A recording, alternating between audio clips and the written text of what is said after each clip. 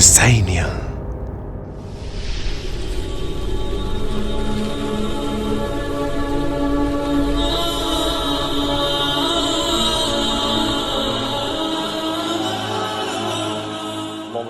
محمد وآل محمد اجل فرجهم ولن اعداءهم اجمعین۔ محترم سامعین،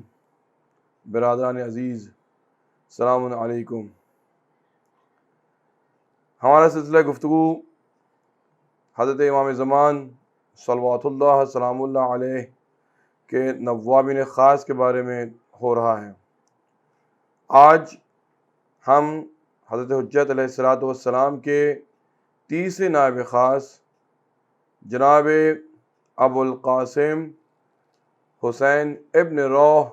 ابن ابی بحر النوبختی کے بارے میں ہم آج گفتگو کریں گے،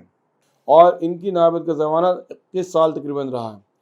یہ وہ زمانہ ہے جب انہوں نے امام زمان اسلام کی زیر نگرانی لوگوں کی رہنمائی کی اور لوگوں کی مدد کی اور لوگوں کو ائمہ علیہ السلام کی معرفت سے روشناس کرایا۔ جناب محمد ابن عثمان العمری، جو امام زمان اسلام کے دوسرے نائب خاص تھے، ان کے سلسلہ نیابت کے بعد حسین بن روح نوبختی کا دوسرا سب سے طویل زمانہ تھا امام زمان کی نیابت کے لیے۔ یہ سن 305 ہجری سے لے کر سن 326 ہجری تک،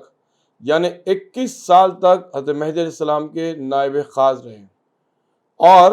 اپنے زمانے میں ان کا زمانہ نیابت دیگر سفراء سے کافی منفرد رہا کئی وجوہات کی بنا پہ۔ لیکن ہم سب سے پہلے ان کی جو ہے بنیادی اور شروعاتی زندگی کے بارے میں ڈسکس کر لیں۔ جناب نوبختی قم کے مشہور شہر سے تھے، اور یہ اپنے ہاں فارسی بولا کرتے تھے۔ کہا جاتا ہے کہ ان کی زبان سے معلوم ہوتا ہے کہ یہ ابا کر کے ایک وہاں جگہ تھی، اس جگہ کی ایک خاص بولی ہوتی تھی فارسی جو وہ بولا کرتے تھے، جو قم سے تھوڑے سے فاصلے پر ہے۔ لیکن جب ان کو محمد ابن عثمان العمری نے، جو امام کے دوسرے نائب خاص تھے، انہوں نے بلا لیا تو یہ بغداد ہجرت کر کے پہنچ گئے، اور تب انہوں نے نائب خاص، جو دوسرے نائب خاص تھے محمد ابن عثمان، ان کے لیے کام کرنا شروع کیا۔ لوگوں کے لیے تھوڑا سا یہ بات انکلیئر رہی کہ حسین بن روح کب ان کی ولادت ہوئی۔ کچھ لوگوں کا کہنا ہے کہ یہ امام حسن عسکری اسلام کے خاص اصحاب میں سے تھے، لیکن بعض علماء نے اس کا انکار کیا ہے کہ یہ ان کے اصحاب میں سے نہیں، لیکن پہلی بار لوگوں نے ان کو محمد ابن عثمان کے زمانے میں دیکھا، اور جناب عمری نے ان کو اپنے یہاں بطور ملازم رکھا، اور ان کو 30 دینار جو ہے ان کی تنخواہ دیا کرتے تھے، چونکہ جناب محمد ابن عثمان کی بہت جائیداد تھی اور بہت مال متا تھا، جس کو دیکھنے کے لیے کوئی تھا نہیں۔ تو یہ بطور مینیجر محمد ابن عثمان کے یہاں کام کرنے لگے، اور ان کے کافی لوگوں سے اس کے بعد روابط بھی ہونے لگے۔ بغداد کے اندر جو ہے لوگ ان کو جاننے پہچاننے لگے۔ لیکن کمال کی بات یہ ہے کہ حسین بن روح نوبختی جو 10 خاص وکلاء تھے جناب محمد ابن عثمان کے، ان میں سے کوئی ایک بھی اتنے زیادہ اہمیت نہیں رکھتے جتنی زیادہ اور لوگ رکھتے تھے، کیونکہ یہ جیسا کہ ہم نے کہا کہ قم سے تعلق رکھتے تھے اور لوگ ان سے زیادہ واقف نہیں تھے۔ تو لوگوں کو اس بات کا بالکل سان و گمان نہیں تھا کہ محمد ابن عثمان کے بعد ان کا نمبر آئے گا یا یہ ان کے جانشین ہوں گے اور یہ تیسرے نائب خاص بنیں گے۔ لیکن یہ بات محمد ابن عثمان شاید اس بات سے آگاہ تھے، اور یہ جانتے تھے کہ مجھے ان کا تعارف لوگوں سے کرانا ہوگا، اس لیے ان کو پہلے سے ہی انہوں نے قم سے اپنے یہاں بلا لیا اور اپنے ساتھ رکھ لیا، اور یہ کام کرنے لگے۔ ہم آپ کو ان کے بارے میں بتائیں کہ حسین بن روح نوبختی بہت زیادہ اپنے آپ میں با فراست نابغہ جینیس شخصیت تھے، اور جیسا کہ ہم سوچتے ہیں کہ ہر ایک شیعہ آل محمد کو ایسے ہی ہونا چاہیے۔ سیاسی اعتبار سے ان کے رسوخ بہت زبردست تھے، اور دنیاوی اعتبار سے وہ بہت اس بات سے مسئلہ اندیش رہتے تھے کہ لوگوں نے دیکھا کہ اس طرح کی اسمارٹنس ان لوگوں کو اس زمانے کے شو میں نہیں آتی تھی جیسی کہ حسین بن روح نے اس کا مظاہرہ کیا۔ تو ہم آگے آپ کو بہت ان کی فراست کے واقعات ڈسکس کریں گے، لیکن پہلے آپ کو ان کا خاندان بتا دیں۔ نوبخت ایک بہت ہی مشہور خاندان رہا ہے، اور شروع سے بنی عباس نے نوبخت خاندان کے لوگوں کو اپنی ریاست اور اپنی حکومت کا حصہ بنا رکھا. یعنی right from the time of Mansur Dawaniqi جو بنو عباس کا بادشاہ تھا 158 ہجری میں، جو بعد میں امام صادق علیہ السلام کا قاتل بنا، اس نے امام صادق علیہ السلام کو زہر دیا تھا،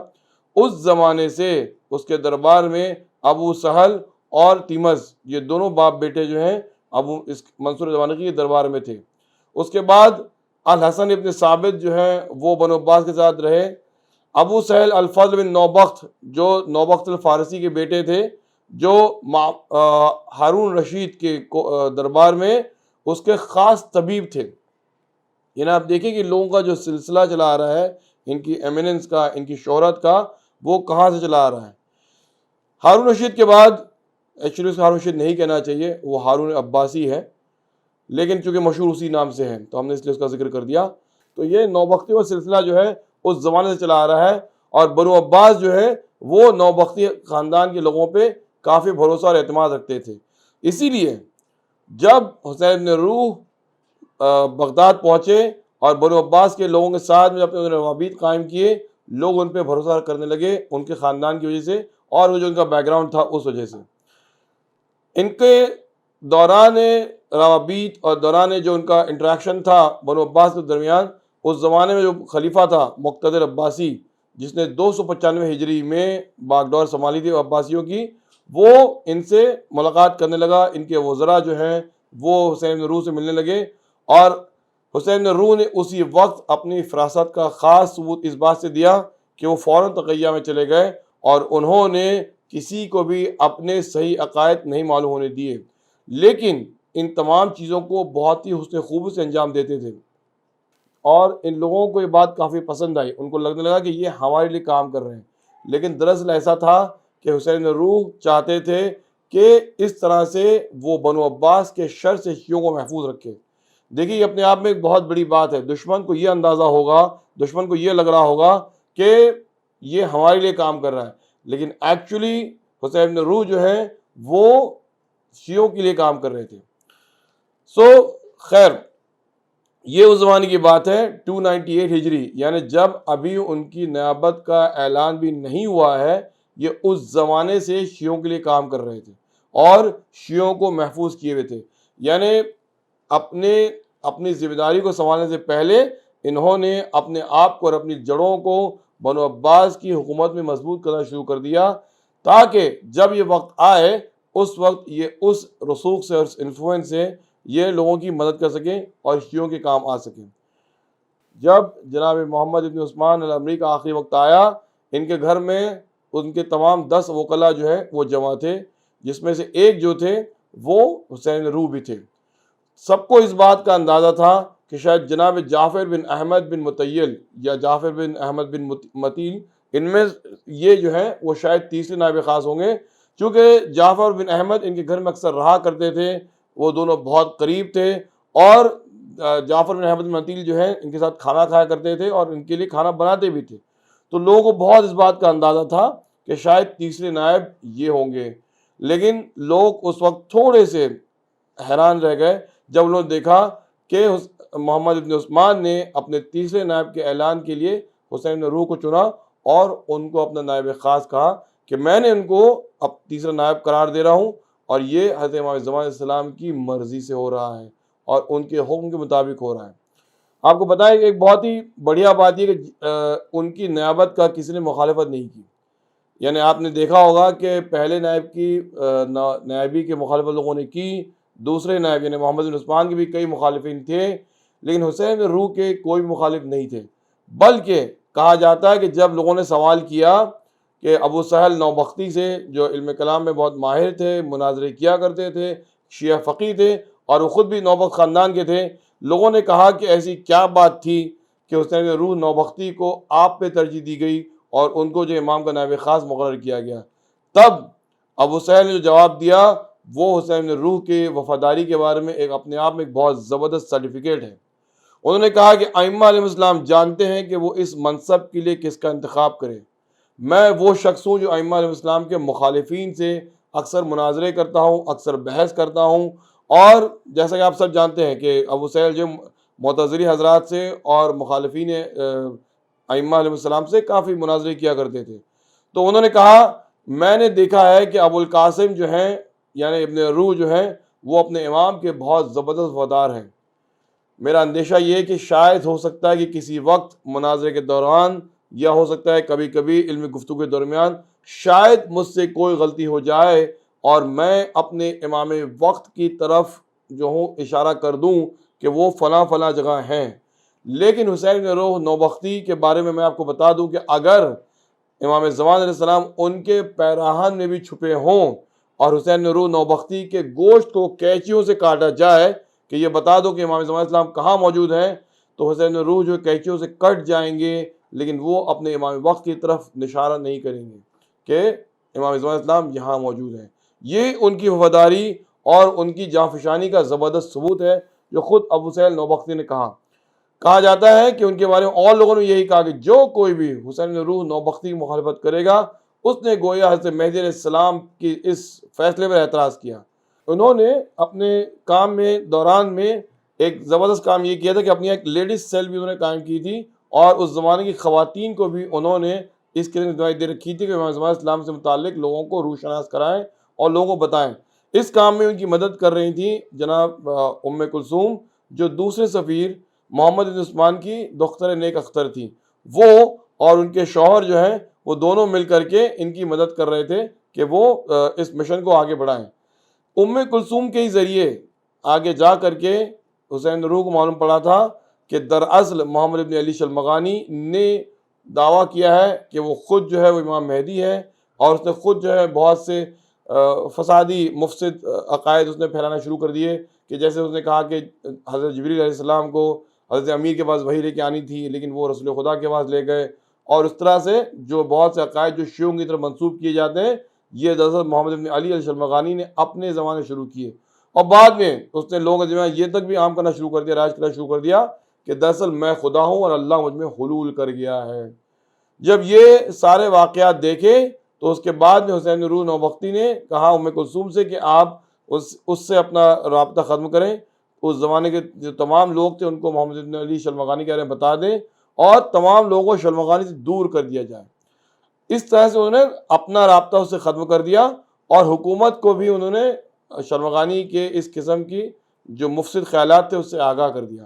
حکومت کو لگا کہ یہ واقعی ہمارے بہت زیادہ جو ہے ہمدرد ہیں اور یہ ہم سے اس بات کو جو ہے شیئر کر رہے ہیں، انہوں نے شلمغانی کے خلاف کارروائی کرنا شروع کر دی۔ پہلے شلمغانی فرار ہوا، اختیار کیا، بعد میں جو ہے وہ حکومت کے حوالے ہو گیا اور حکومت نے اس کے خلاف بہت سخت سزا کی۔ تو یہ اپنے زمانے میں انہوں نے اس طرح سے انجام دے رہے تھے۔ ایک مرتبہ ان کی لائف میں تھوڑا سا ایک مشکل بھرا واقعہ آیا تھا جب ان کے زمانے میں ایک بہت ہی اہل بیت کا دشمن اور بہت ہی جو ہے سخت سا زمانے میں وزیر آ گیا تھا بنو عباس کا۔ اس زمانے تھوڑی سی ان کے لیے مسئلہ پیدا ہوا تھا جب اس وزیر نے حمید بن عباس نے جو شیعوں کا دشمن تھا اس نے باغ ڈور سنبھالی۔ حمید بن عباس اس بات کی ٹوہ میں رہتا تھا کہ کس طرح سے وہ ان کے خلاف جو ہے وہ کوئی نہ کچھ قدم اٹھائے تاکہ تکلیف میں پریشانی پیدا ہو۔ اس زمانے میں ایک اسماعیلی شیعوں کا فرقہ تھا کرامیتا نے کیا کیا کہ بغداد کے کچھ زائرین پر حملہ کیا اور یہاں تک کہ جو اس زمانے کا جو خلیفہ تھا اس کے لوگوں کے مقتدر کے جو کچھ رشتہ دار تھے ان کو انہوں نے اپنے حراست میں لے لیا۔ اس وجہ سے چونکہ کرامیتا شیعہ مشہور تھے، لوگوں نے یہ افواہ اڑا دی کہ حسین بن روح جو ہیں وہ کرامیتا لوگوں سے ملے ہوئے ہیں، اور اس وجہ سے حسین بن روح تھوڑی سی تکلیف میں آ گئے تھے۔ انہوں نے کچھ سال جو ہے اپنے بہت تکلیف سے گزارے۔ ایک زمانہ ایسا بھی آیا جب ان کو گرفتار کر لیا گیا۔ حسین بن روح جو ہے تقریباً 314 ہجری سے لے کر کے 5 سال یعنی 319 ہجری تک جو ہے وہ قید خانے میں تھے، لیکن قید خانے میں ہونے کے باوجود انہوں نے اپنی ذمہ داری اس طرح نبھائی کہ کسی کو بھی وہ وائڈ یا جو کہتے ہیں کہ ایک گیپ جو لوگوں کو لگا ہو کہ فاصلہ ہو گیا ہے اور ان تک تمام باتیں نہیں پہنچ رہی، وہ نہیں پہنچ رہی تھی، ایسا ہونے نہ پایا۔ حسین بن روح نے اپنی تمام ذمہ داریاں بخوبی انجام دی۔ 5 سال کے بعد جب وہ قید خانے سے چھوٹ کر کے باہر آئے تب ان کے رشتہ دار جو نوبختی خاندان کے ہی تھے، ابو یعقوب اسحاق بن اسماعیل، ابو علی نوبختی اور ابو عبداللہ حسین نوبختی، یہ تینوں اس وقت بھی گورنمنٹ کی بہت ہی سینئر پوزیشن میں تھے، جس کی وجہ سے حسین ابن روح نوبختی لوٹنے کے بعد ان سے ٹچ میں آتے ہی انہوں نے اپنا پرانا مقام اور اپنی پرانی جو مقبولیت تھی اس کو پھر سے حاصل کر لیا۔ اس طرح سے انہوں نے دین کی تبلیغ کو جاری رکھا۔ ان کے زمانے میں جیسا کہ ہم نے کہا کہ یہ لوگوں سے ڈائریکٹلی مل رہے تھے، تو یہ غیبت صغریٰ کے بعد غیبت کبریٰ میں ایک مرجع تقلید سے لوگ ڈائریکٹلی ٹچ میں ہوں گے، لوگ جا کے ان سے اپنے جو دینی مسائل اور چیزیں حاصل کر سکتے ہیں۔ وہ ایک ڈائریکٹ ربط جو ہے وہ حسین ابن روح کے زمانے میں قائم ہوا تھا، اور ان کے ہی زمانے میں جو ہے وہ مرجعیت کی بنیاد رکھی گئی تھی۔ جیسا کہ ہم نے آپ سے کہا کہ شیخ صدوق رحمۃ اللہ علیہ جو ان کے اس عریضے کے ذریعے امام زمان اسلام کی دعا کے ذریعے ان کی ولادت ہوئی تھی، اور 329 ہجری میں جب غیبت صغریٰ کا زمانہ ختم ہوا، شیخ صدوق رحمۃ اللہ علیہ غیبت کبریٰ کے پہلے مرجع تقلید بنے۔ تو یہ پہلی بات تھی۔ دوسری بات، شیعوں کے ہاں چونکہ ان کا کنیکشن ڈائریکٹلی تھا اور سب سے ڈائریکٹ مل رہے تھے، شیعوں کے ہاں عریضہ لکھنے کا جو ان کے رواج جو شروع ہوا، جو سنت قائم ہوئی، وہ حسین روح کے زمانے میں قائم ہوئی۔ حسین روح جو ہیں ان کے لوگ، اگر آپ آج بھی کہیں سے اگر عریضہ دیکھیں آپ، تو آپ دیکھیں گے کہ عریضے میں ان کا نام ذکر کیا جاتا ہے جو ان کے وقت سے شروع ہوئی تھی۔ یہ تھا ہمارا ڈسکشن جناب ابن روح النوبختی کے بارے میں۔ انشاءاللہ ہم لوگ اگلی بار چوتھے نائب جو اس سلسلے کی آخری کڑی ہوگی، آخری ڈسکشن ہوگا، وہ ہم لوگ کریں گے۔ والسلام علیکم ورحمۃ اللہ وبرکاتہ۔ حسینیہ حسینیہ حسینیہ حسینیہ حسینیہ حسینیہ حسینیہ، یہ ہے میرا حسینیہ۔